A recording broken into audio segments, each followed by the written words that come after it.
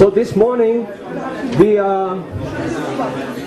this second part. This morning, we are going to have Salam Alaikum. We are going to have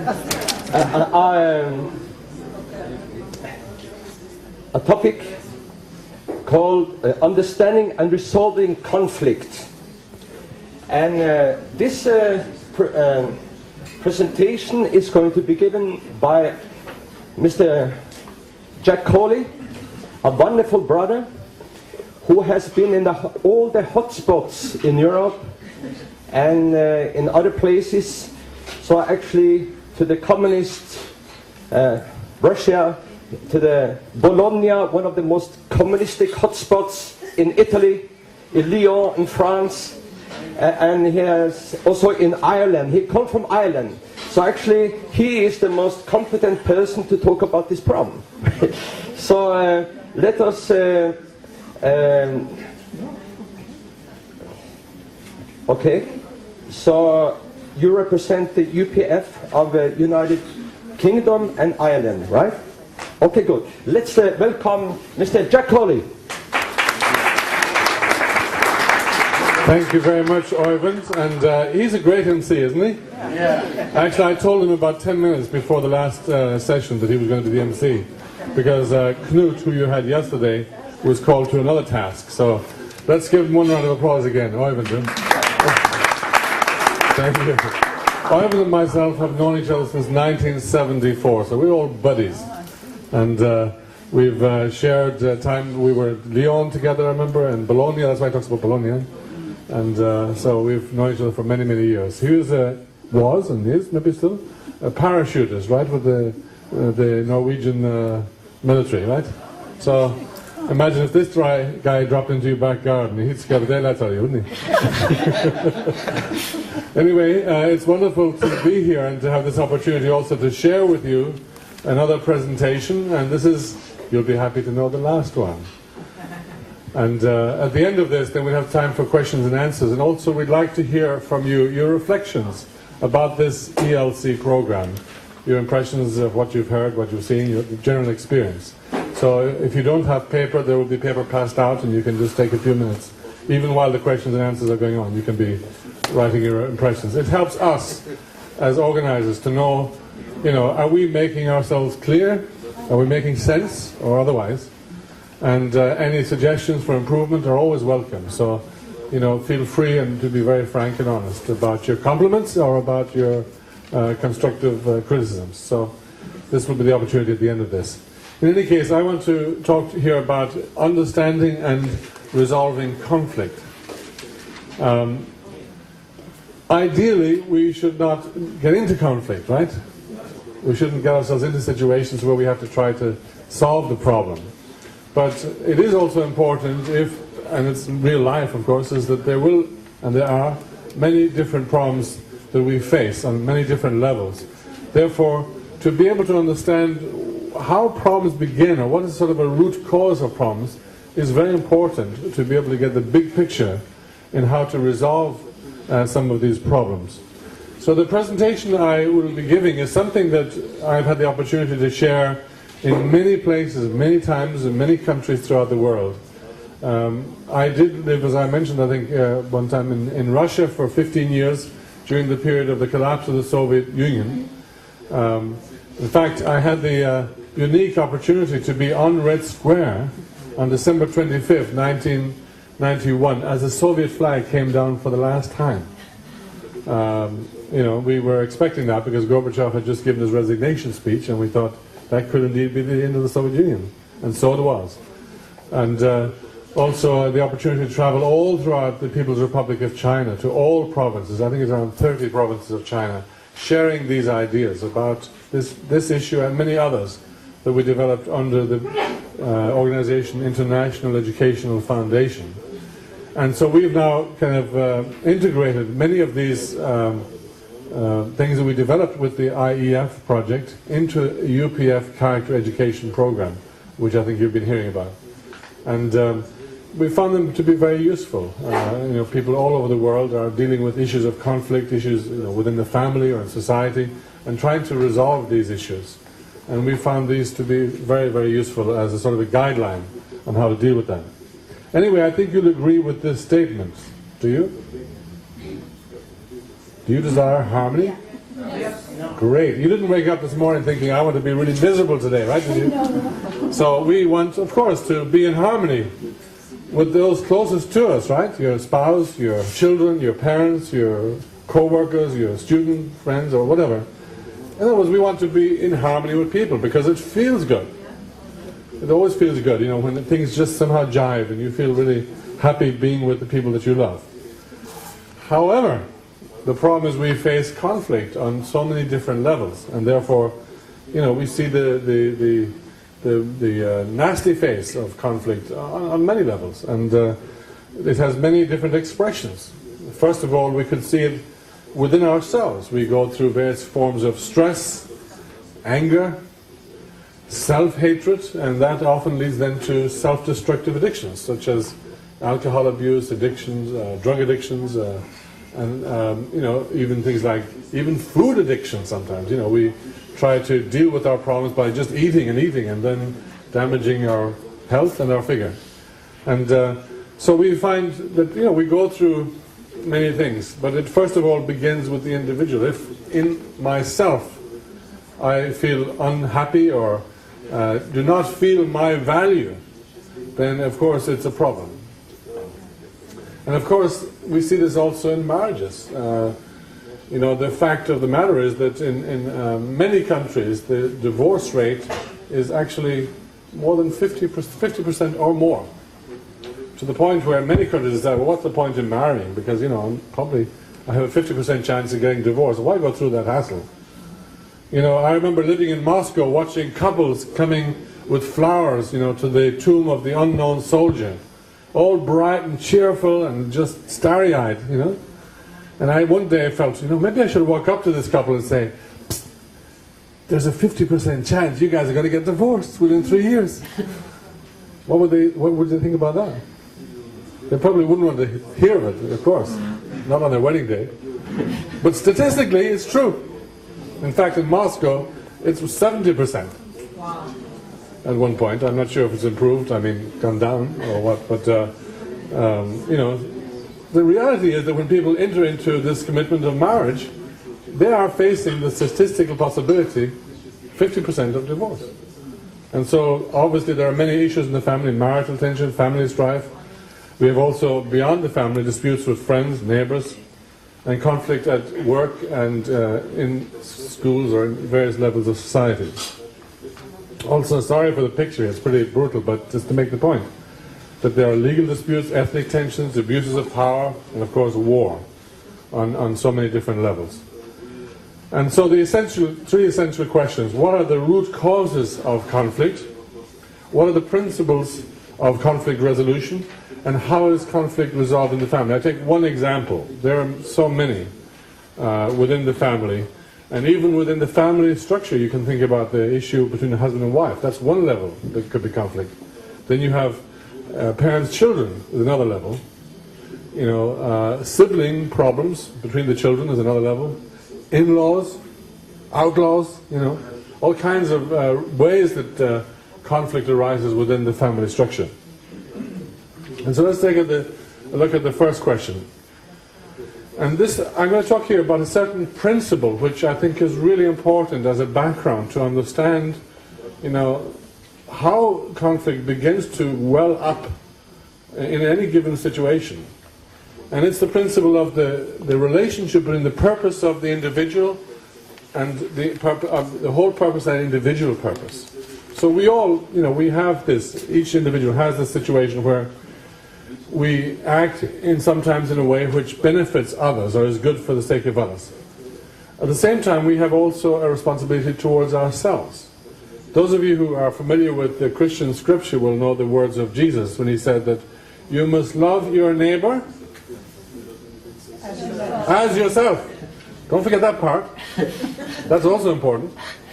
So, you love your neighbor as yourself. Is it wrong to love yourself? No, not at all. But the question is, what part of yourself do you love? Is the issue. And so if we uphold or love the wrong part, then it immediately creates problems. And so we have to become the kind of people in a way that can have something good to love about us in ourselves. And so, for example, in an individual, we have a mind or a spirit and a body. The body's purpose is survival and maintenance. That's the body's job. So I remember one time Reverend Moon in his talks, and he was talking spiritually about, you know, the love of God, and one of the things he said is that when you feel pain somewhere in your body, you may feel it's a really bad day. But he said you shouldn't think like that. You should think it's a good day, because your body is telling you that something is not functioning properly. And you should thank God for that. What if you didn't feel the pain and then suddenly you drop dead? That wouldn't be good. That would be a really bad day. So, God's love is shown through pain. How about that? Across the way there, you see this is the pain, what is it, pain convention, this tattoo thing? Oh, really? All these guys going through so much pain for these tattoos. Yeah. Anyway, so, you know, the body has to tell you when you're hungry, when you're tired, you know. If you put your hand over a flame and it doesn't tell you it's painful, you're in big trouble.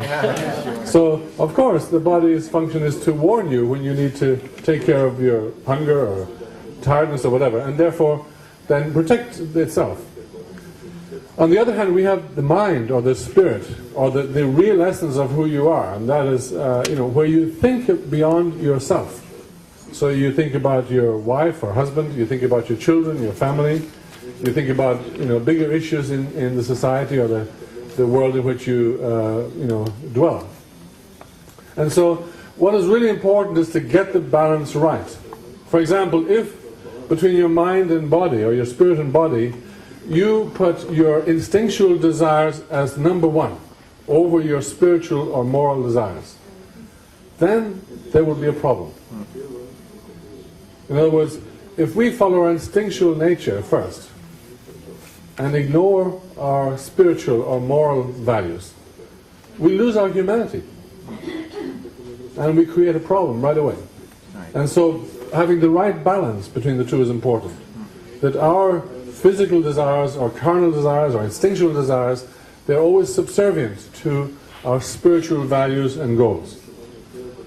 And so when we think about this issue of selfishness or unselfishness, it is when we actually either have the right or the wrong order in this relationship. If the whole purpose is always at the top of our agenda, then as an individual we are a person of character, a person of integrity. We will never betray our values to fulfill some physical desire or need. If we reverse that, it means we could actually betray our own conscience, our own values, and follow some wrong action, or do some wrong action. So the problem, of course, and this is a statement I think sums up the issue, is that the heart of the human problem is the human heart. In other words, that it begins with me. We may think, you know, it's all those guys out there. As an Irishman, I might say, it's the English, it's the Brits. You know? It's not. It's always somebody else we say, but actually it's me. I am the first person that needs to be looked at. And so we have within ourselves this conflicting nature, this dual sort of nature in contradiction within myself. And that's where I've got to look and begin to solve this issue.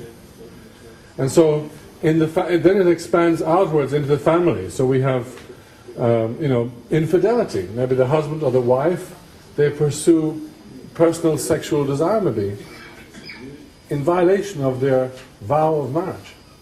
So they put their own pleasure or their own carnal desires in front of their responsibility towards their spouse, or out of with no consideration towards the effect of having their children. Also, there are many money issues in families. You know, often in today's world, especially you know, among the very rich class, Hollywood especially, they have these prenuptial agreements, right? So when you marry, you say like, okay, we'll have two different bank accounts, and in the event that we get divorced, you know, you get the house, I get the kids, you get the car, I get the boat, you know, or whatever. So it's like in today's world, people are going into marriage with all kinds of conditions attached. So is that real love? Is that true love? In fact, in some greetings card stores in America, they have one section for divorce cards. It's true. I'm not joking. It's true.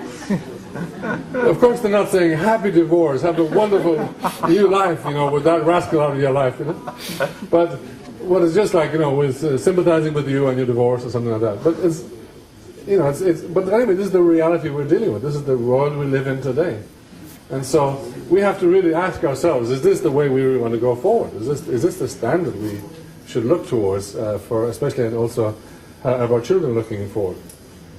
And so, also, of course, within family you have sibling rivalry and sometimes careerism. What that means, of course, is that although, today people should have opportunities to have fulfilling careers and also at the same time try to manage families, nonetheless, there sometimes has to be a choice, whether it's useful or it's actually the best choice to sacrifice your family or children for the sake of pursuing a career. In other words, how to balance also this issue as well.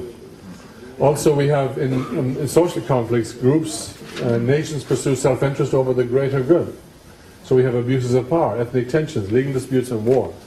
We're beginning to see now an awakening in North Africa and the Middle East and other areas especially the Arabic world, where now leaders are being challenged, who have for years just comfortably sat on positions of power without any kind of accountability.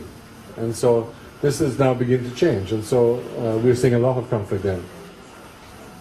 So if we were to sort of define, what would be a universally understandable and a universally acceptable concept of goodness or unselfishness, I think this probably could be one of those things.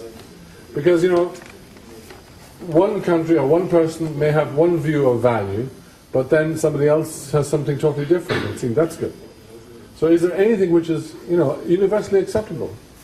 And I think that if you look at this idea here, that, living for others is a virtue that I think we could all subscribe to. We'd all like to think that we are also like that. I mean, imagine if I said to any one of you here, all these qualities you see here, that describes you. How would you feel about it?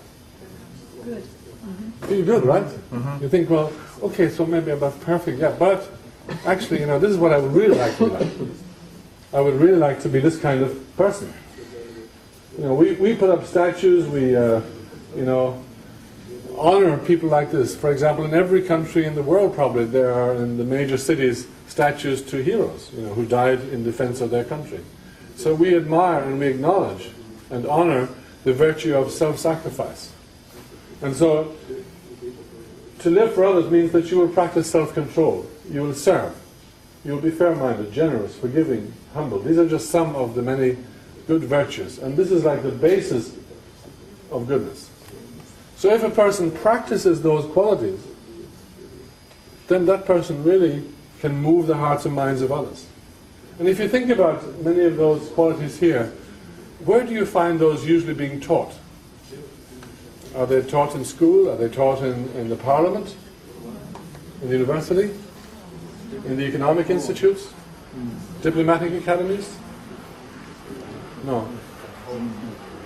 Actually, religion has been teaching these for millennia. Are these being taught in the UN? No, not really. That's why we are proposing the idea that religious bodies must have input in the UN. We can't resolve problems by political or diplomatic means alone. We have to also bring the virtues and values which are being promoted by religions for millennia and have their voice heard in the UN as well, because they have an amazing wisdom which is needed there. And so we can then deal with many issues with this kind of approach. And so true love is to live for the sake of others. It's a sense of unconditional giving. In other words, you're not giving with a very calculated mind. Like if you think about a parent in a family, after the child reaches 18 and then they're sort of considered mature, does the parent give them a bill for all the laundry they did, all the food they fed them? all the shoes they bought, and they have a list of all the things they did and say, now it's time to pay up. We might feel like saying it sometimes. So how many times have I, you know? But actually the parent's heart is generally like, you know, they give because of love. So their motivation is not out of money, but out of love. Also, forgiveness is a very important quality. True love is also unchanging and unending. It's rooted in principles and higher purpose, and it's the fruit of a good character. And so when we actually practice those, if I and you and all of us here were to implement these ideals in ourselves, we'd have a great world. Not an easy thing to do, but something which is nonetheless necessary. On the other hand, living only for yourself, I'm again putting in this word here only, because there is a need to live for yourself to some degree, obviously. But if that's your primary goal, is you're totally self-centered, and you always measure every situation how it will benefit you personally, and even at the expense of others, then of course what kind of vices are then manifested? We have lust, exploitation, prejudice, greed, vengeance, arrogance. In other words, the originally good qualities are then suddenly reverted to these kinds of character. And so again, this becomes, I would say, the basis of evil. And so, again, if I was to say to you, these things here, they represent you, how would you feel? Pretty bad, yes? You say, okay, maybe I got a little bit of all of them probably, but I'm not that bad. Okay, so in other words, you know, we would not like to be like that. I think it was Socrates once said that you should become the kind of person that you would like other people to think that you are, or something like that. So in other words, that we all have an image of who we would like to be, and who we would like, how we would like others to perceive us. And so, and that image is usually it's the previous one, the one which is like unselfish. And again, you know, living only for the sake of oneself, conditional giving, holding grudges, changeable and short-lived, without principles or higher purpose, and fruit of a weak character. And so this is actually another reality, an all too present reality in our world today. And so attitudes based on false love promote conflict. So there's a lot of anger, jealousy, infidelity and promiscuity, disrespect and rebellion, violence and murder. So all of the sort of Pandora's box opens up based on that kind of negative side of the human character. And so it starts at the individual level, but then it manifests itself in the family level, in groups, in nations, and even blocks. You know, in the end of the last century, we came to a military showdown. You know, the only thing that protected the world from total destruction was a principle called MAD. M-A-D. MAD. Can you believe that? You know what that means? Mutual assured destruction. It means that the West and the Soviet bloc were actually had a level of nuclear weapons that they would assure each other's destruction. That's what kept the peace. Is that true peace? Certainly not. And so thankfully they backed off from that, and so we're living in a hopefully a better world now. And so there's another issue involved in why people are the way they are, and that has to do with ancestral inheritance. In other words, each one of us here, we are the fruit of our own lineage. And our ancestors have had all kinds of experiences, good or bad. And so you may be either blessed or burdened by your ancestral merit, or lack of it. Also your particular family, maybe your parents had some weaknesses like alcoholism or something, and that affected you as you were growing up. Or, you know, there's a whole list of things you can think about, you know, whether for good or bad, which will directly influence your character and make life either easier or more difficult for you. And so we have like alcoholism, infidelity, spousal abuse, gambling, things like this which create problems for kids even from a very early age. And so the choice we face is this: we either can resolve or, you know, repeat past conflicts. And so each person passes on either the problem or the solution. you know. And it's like in Ireland, you know, we were having all these issues about our relationship with the UK, and going back to, you know, battles fought, you know, several centuries earlier. If you heard of the Northern Ireland marches, you know, on July 12th, and, you know, they were reliving a battle which had taken place several hundred years ago. And, you know, acting like silly kids, actually, to be honest. Or the former Yugoslavia again. You know, they were fighting again a battle from the 13th century or something. And they were still remembering that. So, this is not the way to be able to go forward. We have to leave all of that behind and then move on to something new. And so, one actually good example of this, that sometimes your past will come back to haunt you, is the United States. You know, it was founded on very high principles of democracy and justice and freedom, right? But the founders overlooked the issue of slavery, the trade in African people into America, treated them like products and animals for financial purposes. That was ignored, even by the very brightest of America's founding fathers. And it was a great sin in America's history. Then 100 years later, of course, there was a civil war where over 630,000 Americans died, you know, to deal with that issue. That was one of the most bloody civil wars, if not the most bloody civil war in any country in the world. Recently, I was actually visiting, you know, Washington and reading the Abraham Lincoln, the Lincoln Monument, you know, some of the statements. And of course, Lincoln was the one who decided finally to challenge that system and to break it. But still, it took another 100 years for African Americans to be treated as equals. And even Martin Luther King Jr. came, and his life was cut short, and, you know, in his effort to try to solve that problem. So the racism was a great injustice, and a great price had to be paid when the problem was not properly dealt with in the beginning. And so let's take a look at some principles now of conflict resolution. These are not laws set in concrete, but there are some ideas and, you know, things that you could think about in a situation where you might find yourself in conflict. 3 steps: reflection and reorientation, reversal and restitution, and reconciliation and renew.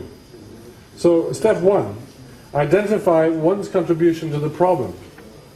Now you might feel sometimes you're the victim, but maybe there's something about you, your behavior, whatever, that provoked a certain reaction from your husband or wife or whoever that you may not have noticed. And you need to be very honest with yourself and thinking, well, maybe I have contributed to this problem, even though I may also feel like I'm the victim. And so how to be able to have the honesty to reflect on this. Also to recognize how it affected the other's feelings. And examine one's conscience and evaluate one's attitudes and behavior. And again, appeal to higher moral concepts or values when dealing with this. Don't just think about, you know, me and my feelings, but think, okay, you know, we have a relationship and we need to get back to a good relationship. So what are the principles, what are the higher ideals around which our relationship revolves? You know, in marriage many times, you know, people, they fall in love, and this, you know, romantic love was promoted as the greatest thing. But, you know, as my father used to often say, you know, love goes out the back door when the bills come in the front door. So, he had all these, my father had all these sayings. I have to say he did a good job in his marriage, but he used to say to me sometimes, you know, with marriage, you know, the first 10 years, the most difficult. After that, you get used to it. I thought, no hope? Anyway, in this situation, you know, we think, okay, I made a commitment to marriage, and you will not always feel romantic, you know. I mean, when the makeup comes off, right? And you wake up in the morning, the hair all over the place, and not looking like the beauty queen you married the other day. You know, then it's like if you don't have a deeper sense of the value of your spouse, you know, and you might be judging externally, you could be in trouble. So what's really important is on what on what foundation this relationship was it established? And so when you don't feel moved, but still you feel committed. So to not just have feelings of emotion and romantic love, but also feelings of responsibility and loyalty and fidelity at the times when you don't feel moved by in your relationship. Because there will always be the desert period of the soul, where you go through a certain sort of dry period in your relationship, and then you have to hold on to your sense of responsibility and loyalty and other qualities which are not often promoted today in our society. But they're needed to make successful relationships, whether it's marriage or anything else. Also, to consider how one might have dealt with the problem differently. Maybe it was not a good idea, like going at 3 o'clock in the morning, prodding your wife in the ribs and saying, that dinner yesterday was cold. Maybe wait till at least breakfast. If she has eaten breakfast, feels better, and they say, well, the food could have been warmer yesterday or something. But pick the right time. In other words. Also, decide to take responsibility for your contribution. There's a saying that when you point your finger at somebody, there are 3 others pointing back at you. 3 other fingers. So in other words, we should think about always, what is my responsibility? Don't get so absorbed in accusing and blaming the other. In other words, don't get into the blame game. Also plan, how to make amends. If for example, you have you did actually make some violation in the relationship and you recognize that, be humble enough to say so and to act based on that. Also to then reverse and restore the situation. So what is it that caused the problem to begin with? What violated this person that is hurt? Then also make restitution. And again, I'm talking now in sort of a general way here. It could be, these principles could be looked at from on any level, whether it's a family or a higher level between nations even. And this is really important. And also be open to receive restitution and also correct injustice. That in Europe, I think one of the great mistakes of European history was the Versailles Treaty and the way that the defeated nations were handled at the end of the First World War. Sure, there was war reparations and so on, but there has to also be compassion. And you do not, a defeated nation should not be kicked when they're down, put it that way. And so one of the things that really was played upon by Adolf Hitler to lead Germany to the Second World War was the resentment created by the settlement at the end of the First World War. The attitude of the victors was not a good attitude. And so it allowed the resentment or the bitterness of defeat, as well as the punishment from that, to surface again. And so one of the interesting things is that when Hitler actually came to power and then eventually marched into France, one of the first places he went to was actually a village outside of Paris called Campagne, I think it's something, where there was a museum which contained the train carriage where Germany had surrendered to the French. And Hitler went there, there's even a picture of him standing looking at it, and he told his generals, okay, destroy this train and break it into small pieces and bury it. But there was a General Foch, the French general who oversaw the surrender of Germany, said, leave him there and let him look at the destruction. So like it came a full circle. Hitler was actually the infantry in France during the First World War. And he, understood the bitterness of defeat as any soldier would. And so had the Allies maybe been more magnanimous in the way they treated the defeated nations in the First World War, it might have, prevented the roots of resentment growing, which were fed on by Hitler.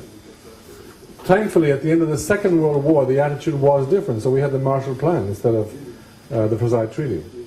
With Japan, America especially supported, the reconstruction of Japan. And so the former enemy countries in Europe and also beyond in Asia now became the closest of allies and friends, right? So it's not enough to win the war, you have to win the peace also. Even with your spouse. I've had a situation where one time I had this argument with my wife. Have you had any argument with your spouses sometimes? Or is it just me? And because of the work I do, I try always to figure out how to make points very well. and make the case well. And I remember one time we had this argument, and I'm pretty sure I won the argument. You know, but then she looked at me and said, "Okay, so you won the argument, but you didn't win my heart." Okay. So what's the point? Yeah.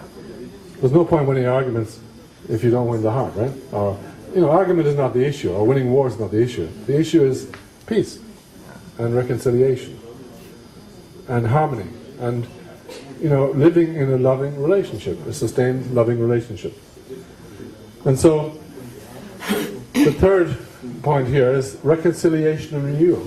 You know, when somebody offends you, the natural first reaction is to hit back. You want to immediately hit back because we defend ourselves. Our emotions are hurt, our feelings are hurt. It's a natural instinct to hit back. And so, how to be able to, you know, go from that to then give up the desire for retaliation or revenge. Also, to have the capacity to forgive is very important. You know, there are so many examples that you know how to be able to forgive. And if we can forgive those who have hurt us the most, we become a better person. And that person can change. Because they probably know they did wrong and they expect a negative reaction. But if they find something different, it can transform their lives. And I remember some years ago, the British ambassador to Ireland, is something, you know, that I'm familiar with, was blown up by the IRA. He said they put a bomb under his car. That was back in the 70s. And then, you know, of course, Irish people, you know, we've had our differences, but, you know, we're not that kind of people. You know, we do not support that kind of response. And then what was amazing to all of us was the attitude of his widow. Just days after, you know, losing her husband, she went on the media professing very sincerely her love for the country of Ireland. That was extraordinary. And she did more to help relationships than so many politicians. Right. Just by practicing the virtue of forgiveness. You know? And this is really a profound virtue, of course, taught by Jesus, taught by all religious people, I believe. And if we bring those virtues into play in the public sphere, actually we can resolve many, many issues. Also, sometimes one of our big difficulties is we can't forgive ourselves. If we did something wrong, then it's hard for us to forgive ourselves. So also the capacity to accept forgiveness is very important. And then if you see that somebody has done you wrong and it's because of some flaw in their behavior, then, you know, help them to change. Try to reach out and help them to change and overcome whatever it is that is causing them to be such a person. And then to foster goodwill. In other words, let's keep our eyes on the prize, that we have to go from the broken relationship to a loving, harmonious relationship. And so let's not stay in let's not stay in the victim mode. In other words, you know, sometimes when we are injured, you know, we may wallow in that kind of, you know, I'm the victim. But we should get out of that also and move on and even help the person who has offended us to recognize, by my attitude, I recognize that they can also change. And so think about the two sides here. The responsibility of the offender or the offended, you know, to admit wrong, to make restitution, and to continue until forgiven. So supposing you have an argument with your, let's say with your wife, and, you know, very upset, and then at some point you realize, you know, I better reconcile. So you come with a box of chocolates now. But, you know, you're very careful about that, because if she gets the feeling, you know, you're trying to buy her, or if she sits there and says, no, I'll only accept you when you give me 10 boxes of chocolates. Or, in other words, the process of really reconciling is an extremely sensitive thing, obviously. And so what is really important is sincerity, the sincerity of the heart. And it may just require just words spoken sincerely to resolve a problem. Maybe no more than that. You could give, you know, a diamond ring. You could give car, you could, give all kinds of things. But if the heart is not sincere, it will not resolve the problem. And so how to be able to continue until the person that you have hurt is actually able to freely say it's over. Also, if you're the offended, you consider your own faults that might have provoked a certain reaction in the person that offended you. Maybe like me, you snore too loud or something. Accept restitution, or also be ready to forgive. I mean, I always remember the example of, Jesus Christ on the cross, dying on the cross, having been so mistreated. And among the last words he spoke were, "Father, forgive them, they know not what they do." That has affected human history since then. It is one of the great stories in human history, and there are numerous examples of other religious figures or just ordinary people showing this kind of example. And so the greatest act of love is to win over one's enemy, even to those who have done one harm. It converts the enemy into a friend and reverses ancient patterns of abuse and revenge.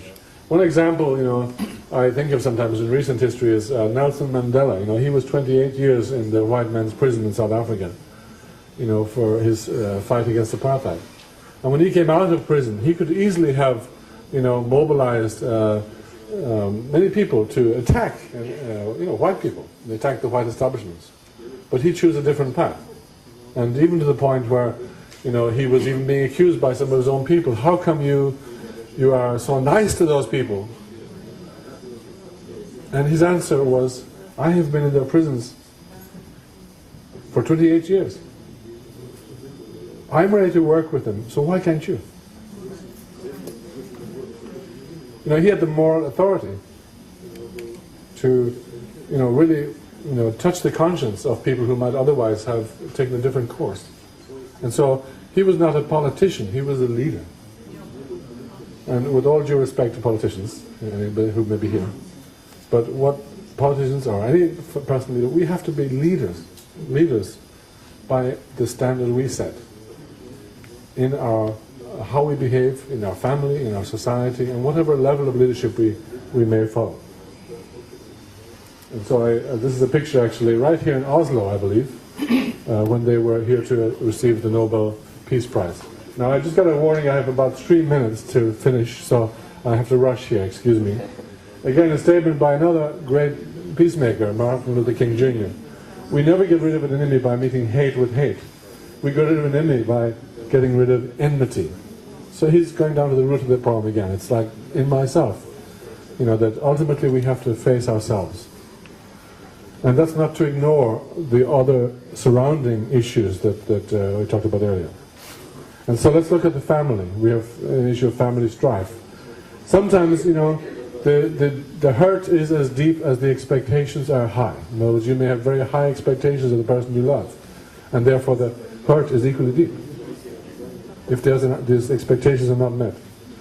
And so sometimes it is an opportunity where we hurt more or get hurt more in those situations and may find difficulty to forgive.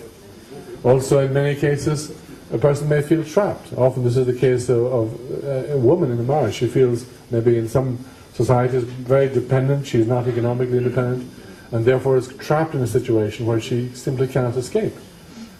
She will lose more. And so she's unhappy, but yet can't leave the situation.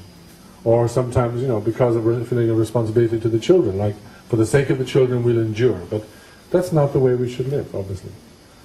And so, how to be able to resolve these issues? So who can become the peacemaker? It's more mature and selfless one among those in conflict. In other words, somebody has to take the high road when there is a conflict. Somebody has to say, okay, let's move on, let's think in another way.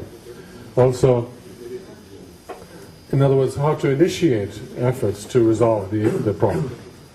And here are just, again, some suggestions. Create a safe context for communication. Earlier I mentioned, it's not good to wake your wife up in the middle of the night complaining about something wrong the day before, or vice versa. That it's really important to think, okay, is this the right moment to talk? Don't just blurt out, but think carefully when the other person may be feeling in a good mood and they're more receptive, more responsive to some ideas that you may have to put to them. Also, again, focus on changing oneself more. In other words, as somebody once advised me, you shouldn't try to receive love from your wife. What you should do is become such a person that she can only love you. She'll fall in love with you every day. So if each member of the partner, they are actually focusing on really becoming the most lovable person by making effort every single day to love their spouse and you, they have a greater chance of having a happy and successful marriage. Also, depersonalize the issues, because again, you come from different backgrounds. So maybe your spouse had a difficult childhood. Maybe they suffered some trauma or something, and don't just see their immediate reaction, but think maybe there are deeper roots to why this person behaves the way they do. And also, don't try to make your spouse a copy of you. In other words, accept them as a different person and love them for their differences. And then it'll be easier, for sure. Also, find gratitude for one's spouse, because they are also the one through whom you have your children, perhaps. And also, in the process of loving, you become greater in overcoming the challenges. Sometimes in a relationship, you become a bigger and better person. And sometimes, of course, then you do need to, sometimes you can't deal with the problems face to face. So you do need to maybe either go to some counselor or some friend that is objective in this situation and can give you wise advice. Because there are situations, obviously, many times where you can't solve the problem face to face.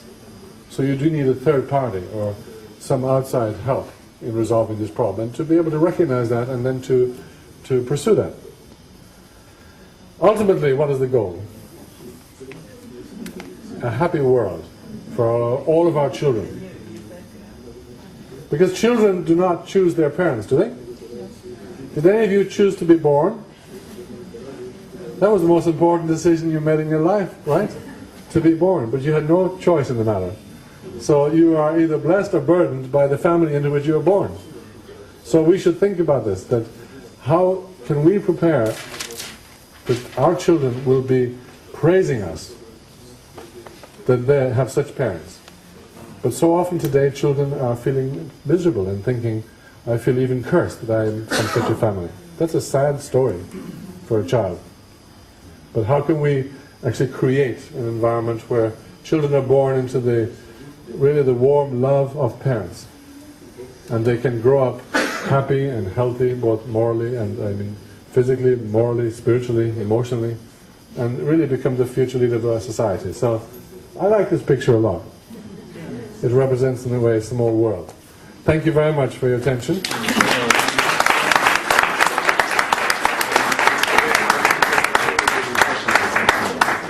Okay, good. Thank you. Thank you, Jack Corley.